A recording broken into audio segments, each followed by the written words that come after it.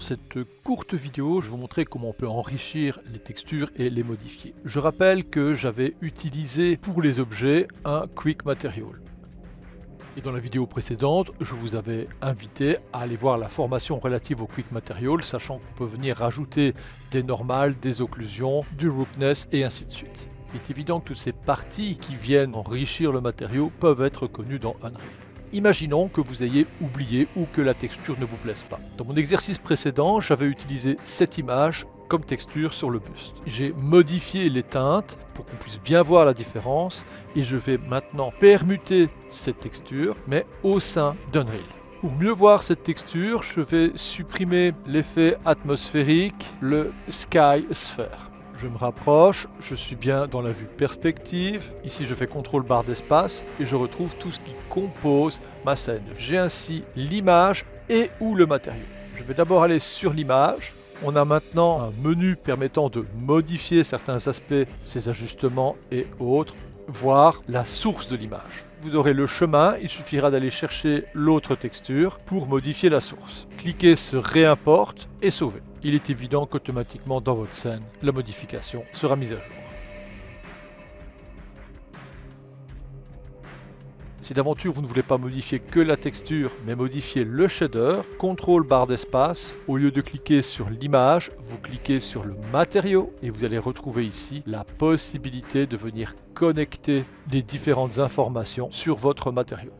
Malgré le fait que la série de vidéos ne concerne pas la création de textures, mais on va plus aller vers le rendu. Je vais quand même vous montrer 2-3 petits tips. Si vous faites CTRL barre d'espace, vous retrouvez une sorte de bibliothèque.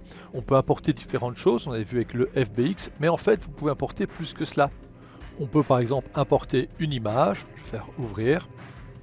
Je refais CTRL barre d'espace, je retrouve ici mon image, n'est qu'à glisser, déposer. Et cette image peut être connectée, si je veux toutes ces valeurs RGB, à différents processus. Comme par exemple le spécular, et on va voir ici la réaction, le roughness, et ainsi de suite. Néanmoins, on va revenir maintenant sur l'objectif de cette série. Ne pas oublier de sauver si vous voulez valider les changements. J'estime que ma scène est trop éclairée, j'aimerais bien modifier certaines choses dans l'éclairage. Je vais supprimer le skylight, aller dans plus et ajouter un éclairage. On retrouve ici les différents types d'éclairage. Je vais prendre un simple point light pour déplacer un objet par rapport à d'autres. La technique la plus simple, c'est d'appuyer sur V et vous allez être en accrochage automatiquement sur un sommet du maillage. Donc quand vous déplacez, vous appuyez sur V pour directement snapper. Si jamais vous avez trop de maillage dans votre scène, il suffira de cacher certains composants le temps d'un accrochage. Ajustez votre lumière, modifiez ces différents paramètres d'une manière traditionnelle, son intensité. Si d'aventure vous désirez reconstruire une meilleure qualité visuelle, vous avez ici Build, Lighting Quality. Vous pouvez vous mettre en mode production et vous pouvez reconstruire comme ça différents aspects relatifs à la qualité d'affichage. Pour réadapter tous les niveaux, vous cliquez sur Build All Level.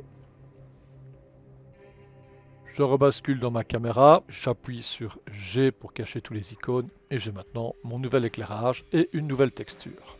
À bientôt!